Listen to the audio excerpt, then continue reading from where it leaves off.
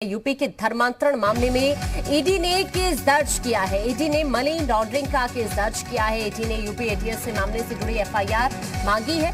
Case से जुड़े दूसरे दस्तावेज भी ईडी ने मांगे हैं। ये बड़ी खबर हम आपको बता रहे हैं। लगातार इस मामले में एक के बाद एक खुलासों का होना और अब जानकारी ये मिल रही है कि इस मामले में ईडी ने केस दर्ज किया है और साथ ही मनी लॉन्ड्रिंग का केस ईडी ने दर्ज किया है। ईडी ने यूपी एटीएस से मामले से जुड़ी एफआईआर मांगी है और साथ ही इस केस से जुड़े हुए दूसरे दस्तावेज भी ईडी ने मांगे हैं एटीएस से। ये बड़ी खबर हम आपको बता रहे हैं, दिल्ली से है ये बड़ी खबर। यूपी के धर्मांतरण मामले को लेकर लगातार जांच चल रही है। अब इस मामले में ईडी ने केस दर्ज किया है। मनी लॉन्ड्रिंग का केस दर्ज किया गया है मामले में ईडी की तरफ से। ईडी ने यूपी एटीएस से मामले से जुड़ी एफआईआर मांगी है और साथ ही दूसरे दस्तावेज भी ईडी ने मांगे हैं यूपी एटीएस से। ये बड़ी खबर इस वक्त दिल्ली से। लगातार इस मामले की अगर बात की जाए तो एक के बाद एक खुलासों का होना। हालांकि इस मामले को देखते हुए आपको ये भी जानकारी दे दें, एक लगातार जिस तरह से एक के बाद एक खुलासे हो रहे हैं, अब ईडी ने केस दर्ज किया है और साथ ही मनी लॉन्ड्रिंग का केस दर्ज किया गया है ईडी की तरफ से। यूपी एटीएस से ईडी ने मामले में एफआईआर मांगी है और साथ ही इस केस से जुड़े हुए दूसरे दस्तावेज भी ईडी ने यूपी एटीएस से मांगे हैं। दिल्ली से ये बड़ी खबर हम आपको बता रहे हैं। अब दिल्ली और यूपी समेत कई अन्य राज्यों में भी जो धर्म परिवर्तन के मामले सामने आए उसकी जांच भी ईडी करेगी। हालांकि ये भी बताया जा रहा है कि ईडी विदेश से हुई फंडिंग मामले की भी तफ्तीश करेगी और जानकारी ये भी मिल रही है कि ईडी मुख्यालय में ये मामला दर्ज हुआ है।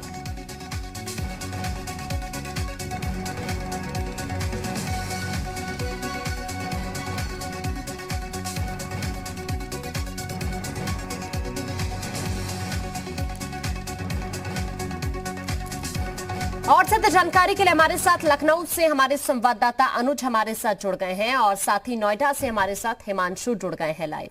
सबसे पहले रुख नोएडा का करते हैं। हिमांशु, जिस तरह से ये मामला निकलकर सामने आया, एक के बाद एक खुलासे हो रहे हैं मामले को लेकर।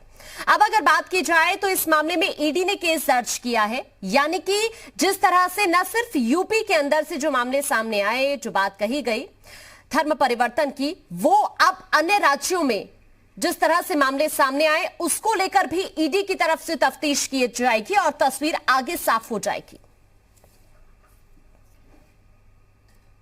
बेहद जरूरी है कि पहले ये मामले सिर्फ उत्तर प्रदेश में थे, अब देश के कई राज्यों से ऐसे मामले सामने आ रहे हैं, जिसके बाद ईडी ने टेक ओवर किया है। ईडी ने मामला दर्ज कर लिया और अब केंद्रीय एजेंसी जांच करेगी, क्योंकि कल भी तफ्तीश में उमर गौतम और जहांगीर से ये पूछताछ में पता चला कि पिछले साल जो है तकरीबन 33 लोगों का धर्मांतरण कराया गया। हाँ। और इस धर्मांतरण में 15 महिलाएं भी शामिल है। और सबसे बड़ी बात जो गौर करने वाली है वो ये है कि जो 33 लोगों का धर्मांतरण कराया गया है उसमें पढ़े लिखे प्रबुद्ध वर्ग के लोग हैं, यानी सॉफ्टवेयर इंजीनियर है, पीएचडी है, एमबीबीएस है, डॉक्टर है, स्टाफ नर्स है, ये लोग शामिल है। ऐसे में ये जो है सोची समझी साजिश के तहत किया जा रहा था। अब ईडी ने टेक ओवर कर लिया है। ईडी उत्तर प्रदेश सहित जो देश भर के अन्य राज्य हैं उनमें जांच करेगी और जानने की कोशिश करेगी आखिर ये विदेशी फंडिंग कहां से आ रही थी, कौन पैसा लगा रहा था, किनको किनको ट्रांसफर किया जा रहा था, किन किन अकाउंट में अभी तक पैसा ट्रांसफर किया जा रहा था। ये तमाम चीजें हैं जिसकी जांच की जाएगी। और ईडी ने बड़ी कार्रवाई करते हुए खुद ही मुख्यालय में जो सूत्रों से जानकारी मिल रही है कि मुकदमा दर्ज कर लिया है। जी ठीक है हिमांशु। अनुज, अगर बात की जाए इस मामले को लेकर तो हर रोज मामले में नए खुलासे हो रहे हैं। हालांकि अगर मामले की जांच की भी बात करें तो यूपी एटीएस भी लगातार मामले की जांच कर रही है। अब ईडी की तरफ से इस मामले को देखते हुए मनी लॉन्ड्रिंग का केस भी दर्ज किया गया है, यानी कि दूसरी तरफ हम देखें जो विदेश से फंडिंग की बात कही गई वो भी अब पूरी तरह से साफ हो जाएगी, क्योंकि अब ईडी इस मामले की जांच करेगी। तो विदेश से फंडिंग हुई, कैसे हुई, उन तमाम सवालों के जवाब भी शायद अब मिल जाएंगे। अनुज,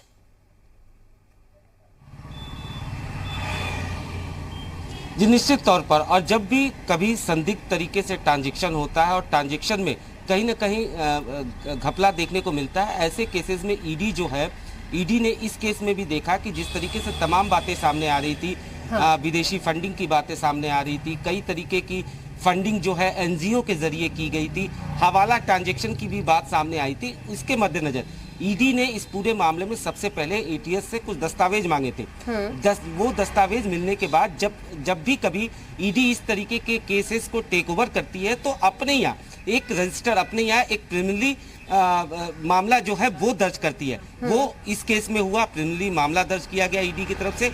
अब तमाम दस्तावेज जो हैं, जो इस पूरे मामले से जुड़े हुए हैं, वो एटीएस से ईडी लेगी, केस को टेक ओवर करेगी और जो 14 राज्यों तक इनका जाल फैला हुआ था, जहां जहां मनी ट्रांजैक्शन की बात आएगी, जहां जहां फंडिंग की गई है, इन तमाम जगहों पर ईडी पूरे मामले की तफ्तीश करेगी और ये देखेगी कि फंडिंग किस तरीके से की गई थी, फंडिंग के पीछे मंशा क्या थी, फंडिंग जो है वो गलत तरीके से तो नहीं की गई थी, साथ ही साथ हवाला के जरिए अगर ट्रांजैक्शन हुआ है तो वो किस तरीके से हुआ है, कहां से ये फंडिंग आई थी, इन तमाम चीजों की इंक्वायरी की जाएगी। और निश्चित तौर पर जिस तरीके से केंद्रीय जांच एजेंसी की अगर हम बात करें, ये एक केंद्रीय जांच एजेंसी है और ईडी जो स्पेशलिस्ट है मनी लॉन्ड्रिंग के केस में या विदेशी फंडिंग के मामलों में, स्पेशलिस्ट इनकी टीम है जो पूरे मामले की जांच करेगी। ऐसे में इस पूरे मामले में कई चौंकाने वाले खुलासे आगे सामने आ सकते हैं। जिस तरीके से ये बात सामने आ रही थी,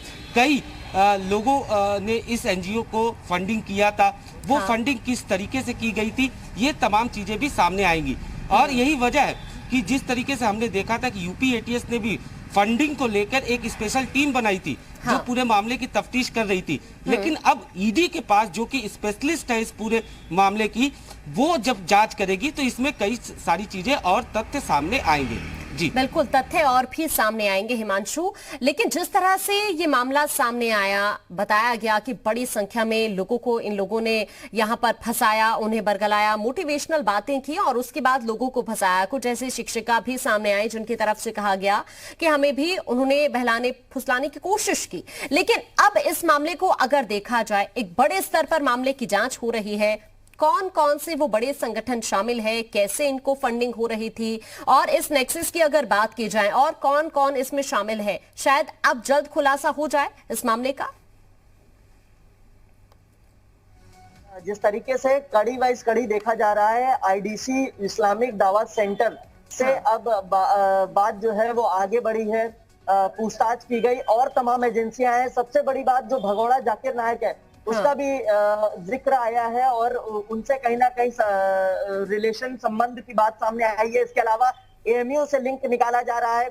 इसके अलावा जो बातचीत थी शुरुआती दौर पे की, एक व्यक्ति जो मुस्लिम टीचर यहाँ नोएडा के सेंटर से एनडीए सोसाइटी यानी नोएडा डेफ सोसाइटी से हटाया गया था, उसकी जांच की जा रही है। उसके पीछे यूपी एटीएस की टीम लगी हुई है ताकि जल्द से जल्द ट्रैक किया जा सके और ये जानने की कोशिश किया जा सके कि जिस तरीके से ये नोएडा डेफ सोसाइटी में सॉफ्ट टारगेट्स का माइंड वॉश कर रहा था, इस तरीके से और कितने लोग हैं, क्या नोएडा में भी और कोई सोसाइटी इस तरीके की है या नोएडा के आसपास दिल्ली एनसीआर रीजन में ऐसी सॉफ्ट लोगों को चिन्हित किया जा रहा था जिनका माइंड वॉश किया जा रहा था। सबसे बड़ी बात जो इसमें समझने वाली है, क्योंकि मुकबधिर लोगों को निशाना बनाया गया और उनको साइन लैंग्वेज के थ्रू जो है वो माइंड वॉश किया जा रहा था। आम आदमी को आप समझा सकते हैं, आम आदमी को आप बातचीत करके माइंड वॉश कर सकते हैं। बिल्कुल। अब इस मामले की जब आगे जांच बढ़ेगी तो क्या कुछ निकलकर सामने आता है वो देखना होगा। शुक्रिया आप दोनों का हमारे साथ जुड़ने के लिए।